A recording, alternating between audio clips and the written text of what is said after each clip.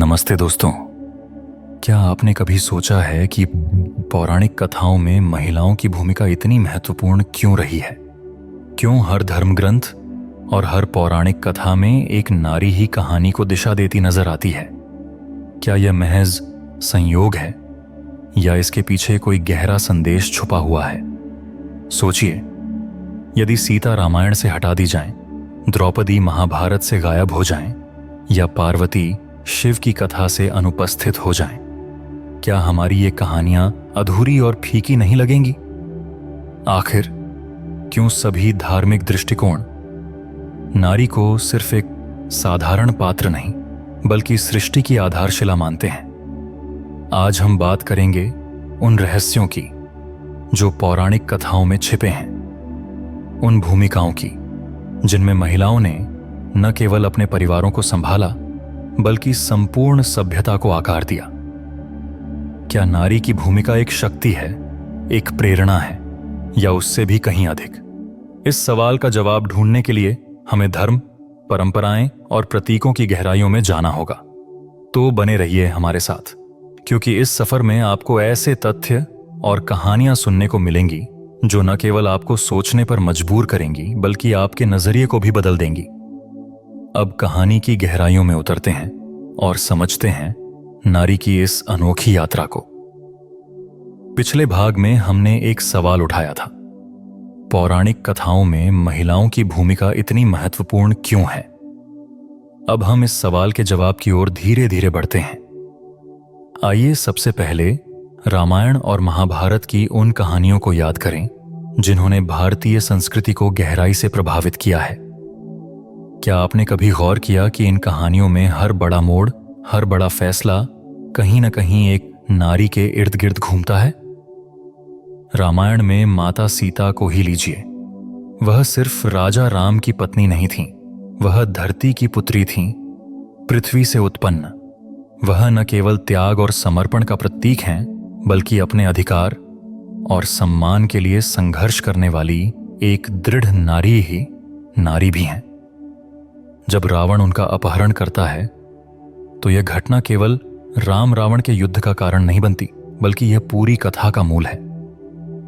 ध्यान देने वाली बात यह है कि सीता के निर्णय, जैसे कि स्वयंवर में राम को वर के रूप में चुनना या अग्नि परीक्षा देने का उनका साहस, केवल एक पत्नी की भूमिका नहीं दर्शाते बल्कि उनकी गहरी आध्यात्मिकता और अपनी आत्मा पर विश्वास को प्रकट करते हैं। अब बात करते हैं महाभारत की, जहां द्रौपदी की भूमिका पूरे युद्ध की नींव रखती है। उनका चीरहरण, उनकी प्रतिज्ञा और उनके अधिकारों के लिए लड़ने का साहस महाभारत की सबसे महत्वपूर्ण घटनाएं ही हैं। लेकिन क्या आपने सोचा है कि द्रौपदी सिर्फ एक चरित्र नहीं थी? वह उस युग की नारी शक्ति का प्रतीक थी जो अन्याय को सहने के बजाय उसका सामना करना जानती थी। उनका जन्म ही असाधारण था। अग्नि से प्रकट हुई जैसे कोई शक्ति सीधे देवताओं से आई हो। इन दोनों कथाओं में नारी को केवल घर परिवार की आधारशिला नहीं बल्कि एक प्रेरणादायक शक्ति के रूप में दिखाया गया है। लेकिन क्या यह केवल रामायण और महाभारत तक सीमित है? नहीं। देवी दुर्गा और काली को याद कीजिए, जो आदि शक्ति के रूप में पूजी जाती हैं। जब भी देवताओं को दानवों से बचाने की आवश्यकता हुई तब नारी रूप में शक्ति ने ही उन्हें विजय दिलाई। देवी दुर्गा का महिषासुर का वध या काली का रक्त बीज का नाश, यह केवल कहानियां नहीं हैं बल्कि यह संदेश है कि नारी की शक्ति किसी भी चुनौती का सामना कर सकती है। इतिहास में भी देखें तो यह स्पष्ट है कि महिलाओं को सम्मान का स्थान मिला। ऋग्वेद में गार्गी और मैत्रेयी जैसी विदुषियों का उल्लेख है जिन्होंने दार्शनिक चर्चाओं में पुरुषों के साथ बराबरी की। गार्गी ने याज्ञवल्क्य जैसे ऋषियों से प्रश्न किए और ब्रह्मज्ञान की गहराइयों को समझा। यह बताता है कि नारी को केवल घर तक सीमित रखने का विचार आधुनिक समाज की गलत धारणाओं में से एक है। लेकिन सवाल यह है कि इन कहानियों में महिलाओं को इतनी बड़ी भूमिकाएं क्यों दी गईं? क्या यह उनके प्रति सम्मान का प्रतीक था या इसके पीछे कोई गूढ़ संदेश छिपा था? शायद यह हमारी संस्कृति और परंपराओं का तरीका था यह बताने का कि नारी केवल जन्मदात्री नहीं बल्कि निर्माण और विनाश दोनों की शक्ति रखती है।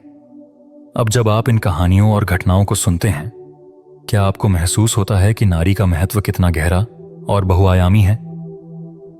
यह केवल पौराणिक कथाओं तक सीमित नहीं है। यह हमारे समाज, हमारे इतिहास और हमारे भविष्य को भी आकार देता है। लेकिन इन भूमिकाओं में केवल शक्ति ही नहीं बल्कि धैर्य, समर्पण और विवेक भी झलकता है। तो दोस्तों, यह थी वह पृष्ठभूमि जो हमें यह समझने में मदद करती है कि नारी केवल एक पात्र नहीं बल्कि एक आदर्श है। आगे के भाग में हम इन कहानियों की और गहराई में जाएंगे और समझेंगे कि क्यों महिलाओं को शक्ति, करुणा और प्रेरणा का प्रतीक माना जाता है। अब हम बढ़ेंगे इस कहानी की गहराई में, जहां और भी अद्भुत तथ्य आपका इंतजार कर रहे हैं। अब तक हमने पौराणिक कथाओं में महिलाओं की महत्वपूर्ण भूमिकाओं पर चर्चा की है। सीता, द्रौपदी, गार्गी और देवी दुर्गा जैसी नायिकाओं ने न केवल कहानियों को आकार दिया बल्कि समाज और संस्कृति को भी दिशा दी। अब समय है इन कथाओं की गहराइयों में उतरने का, जहां नए रहस्य, चुनौतियां और अप्रत्याशित मोड़ हमारी प्रतीक्षा कर रहे हैं। क्या आपने सोचा है कि इन कहानियों में महिलाओं को इतनी शक्ति और महत्व क्यों दिया गया? क्या यह केवल उनकी सहनशीलता और समर्पण का सम्मान है या इसके पीछे कुछ और गहरा है? जवाब हमें उन कहानियों में मिलता है जो पौराणिक ग्रंथों में छिपी हैं। शुरुआत करते हैं देवी दुर्गा की कहानी से। जब महिषासुर ने स्वर्ग पर कब्जा कर लिया और देवताओं को परास्त कर दिया, तो सभी देवता मिलकर ब्रह्मा, विष्णु और महेश के पास पहुंचे। लेकिन उनकी शक्तियां भी महिषासुर को हराने में असमर्थ थीं। तभी इन तीनों देवताओं की सामूहिक ऊर्जा से एक अद्वितीय शक्ति का जन्म हुआ, देवी दुर्गा। उनकी आंखें अग्नि जैसी प्रज्वलित थीं और उनके हाथों में 10 दिशाओं की शक्ति समाहित थी। इस कहानी का सबसे बड़ा मोड़ तब आता है जब महिषासुर, जो सोचता था कि उसे कोई हरा नहीं सकता, देवी दुर्गा के सामने परास्त हो जाता है। यह कथा हमें सिखाती है कि जब भी असुरक्षा, अन्याय और अराजकता हावी होती है, तब नारी रूप में शक्ति का उदय होता है। अब आते हैं महाभारत की एक और महत्वपूर्ण घटना पर। द्रौपदी स्वयंवर के समय उन्होंने यह शर्त रखी थी कि जो भी पांचाल राजकुमारी का हाथ मांगना चाहता है, उसे मत्स्य वेद करना होगा। यह केवल एक साधारण चुनौती नहीं थी, यह द्रौपदी के विवेक और उनकी सोच को दर्शाता है। लेकिन कहानी का असली मोड़ तब आता है जब स्वयंवर के बाद कौरवों द्वारा उनका चीरहरण होता है। उस समय जब कोई उनकी सहायता के लिए आगे नहीं बढ़ता, तब द्रौपदी कृष्ण को पुकारती हैं और फिर एक चमत्कार होता है, उनका चीर कभी समाप्त नहीं होता। यह घटना केवल उनकी भक्ति को नहीं बल्कि नारी के आत्मसम्मान और विश्वास को भी दर्शाती है। रामायण की ओर लौटें तो एक और दिलचस्प घटना सामने आती है। जब सीता अशोक वाटिका में थीं, तब हनुमान ने उन्हें श्री राम की अंगूठी दी। उस क्षण सीता ने केवल राम के लिए अपनी भक्ति ही नहीं जताई बल्कि अपनी दृढ़ता और विश्वास को भी व्यक्त किया। रावण ने उन्हें तरह तरह के प्रलोभन दिए, लेकिन वह अडिग रहीं। यह दिखाता है कि एक नारी, चाहे कितनी भी कठिन परिस्थिति हो, अपनी नैतिकता और मूल्यों के साथ समझौता नहीं करती। लेकिन इन कहानियों में एक और गहरा संदेश छिपा है, नारी का विरोधाभास। वह कोमल है, फिर भी अडिग। वह करुणामयी है, फिर भी न्यायप्रिय। देवी काली और पार्वती इसका सबसे अच्छा उदाहरण है। पार्वती, जो अपने पति शिव के लिए तपस्या करती हैं, वही काली बनकर दुष्टों का संहार करती हैं। इन कहानियों का सबसे बड़ा मोड़ तब आता है जब हम ये समझते हैं कि ये केवल पौराणिक कथाएं नहीं हैं, ये हमारे समाज के लिए एक दर्पण है। उदाहरण के लिए गार्गी और मैत्रेयी जैसी विदुषियां हमें सिखाती हैं कि महिलाओं को केवल पारिवारिक जिम्मेदारियों तक सीमित नहीं रखा जा सकता। उन्होंने ब्रह्मज्ञान पर बहस की और उस समय के पुरुष दार्शनिकों को भी चुनौती दी। इतना ही नहीं, इन कहानियों में यह संदेश भी छिपा है कि जब समाज ने नारी को दबाने की कोशिश की, तब हमेशा एक शक्ति का उदय हुआ। सीता का वनवास, द्रौपदी का चीरहरण और दुर्गा का महिषासुर का वध। All these events are symbolic of women reclaiming their power when faced with adversity. लेकिन इन कहानियों में केवल संघर्ष ही नहीं, एक गहरी करुणा भी छिपी है। जब अहिल्या को उनके पापों के कारण पत्थर में बदल दिया गया, तो राम ने उनके प्रति करुणा दिखाते हुए उन्हें मुक्त किया। यह घटना दिखाती है कि नारी केवल शक्ति का ही नहीं, बल्कि ममता और क्षमा का भी प्रतीक है। इन कहानियों को सुनते हुए यह स्पष्ट हो जाता है कि नारी को कभी भी कमजोर नहीं समझना चाहिए, चाहे वह सीता की सहनशीलता हो, द्रौपदी की लड़ाई हो या दुर्गा की शक्ति। हर जगह नारी ने अपने अद्वितीय गुणों से समाज को प्रेरित किया है। तो दोस्तों, यह थी वह गहराई जहां से हमें समझ में आता है कि क्यों महिलाओं को पौराणिक कथाओं में इतनी महत्वपूर्ण भूमिकाएं दी गईं। यह सिर्फ आदर और सम्मान की बात नहीं है, यह समझने का तरीका है कि नारी ही समाज की सच्ची आधारशिला है। आगे बढ़ते हैं और समझते हैं कि इन कहानियों का चरम बिंदु क्या है, क्यों इनकी गहराई में छिपा हर संदेश आज भी हमारे समाज के लिए उतना ही प्रासंगिक है। अब तक हमने पौराणिक कथाओं में महिलाओं की अद्वितीय भूमिकाओं और उनके योगदान को समझा।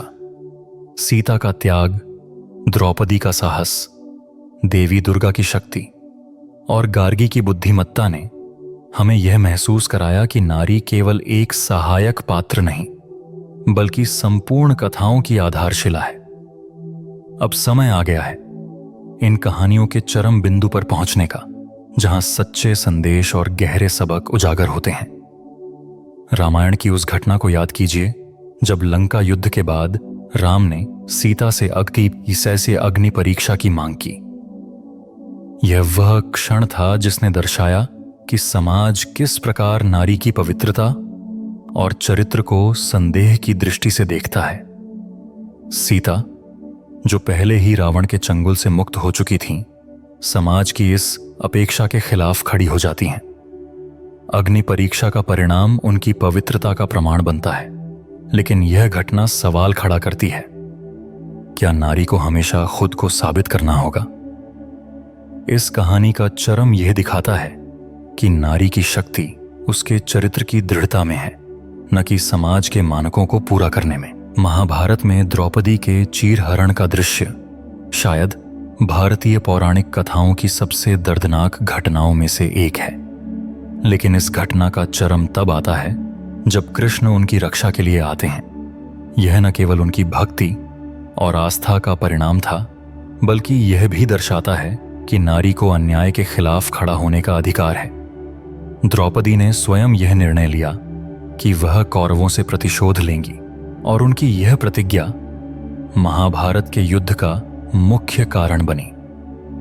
इस घटना का संदेश साफ है, जब नारी का सम्मान छीना जाता है तो वह पूरे समाज को बदलने की ताकत रखती है। अब देवी दुर्गा की कहानी को लें। महिषासुर, जो देवताओं को लगातार चुनौती देता रहा, यह मानता था कि कोई महिला उसे हरा नहीं सकती। लेकिन जब देवी दुर्गा का प्राकट्य हुआ तो यह केवल एक युद्ध नहीं था, यह शक्ति और अहंकार के बीच की लड़ाई थी। इस कहानी का चरम वह क्षण था जब दुर्गा ने महिषासुर का वध किया। यह घटना यह सिखाती है कि नारी की शक्ति अंडर एस्टिमेटेड नहीं की जानी चाहिए। जब भी वह अन्याय और अत्याचार के खिलाफ खड़ी होती है, वह असंभव को भी संभव बना सकती है। ऋग्वेद और उपनिषद में गार्गी और मैत्रेयी के संवाद हमें एक और दिशा में ले जाते हैं। यह पौराणिक कथाएं नहीं, बल्कि वास्तविक घटनाओं की ओर इशारा करती हैं। गार्गी ने जिस तरह से याज्ञवल्क्य से ब्रह्मांड और आत्मा के गूढ़ प्रश्न पूछे, वह यह दिखाता है कि नारी केवल भावनात्मक या पारिवारिक दृष्टिकोण तक सीमित नहीं है, वह बौद्धिक रूप से भी उतनी ही प्रबल है। इन घटनाओं का चरम बिंदु तब आता है जब गार्गी अपने तर्कों से यह सिद्ध करती हैं कि ज्ञान और आत्मा का विकास केवल पुरुषों तक सीमित नहीं है।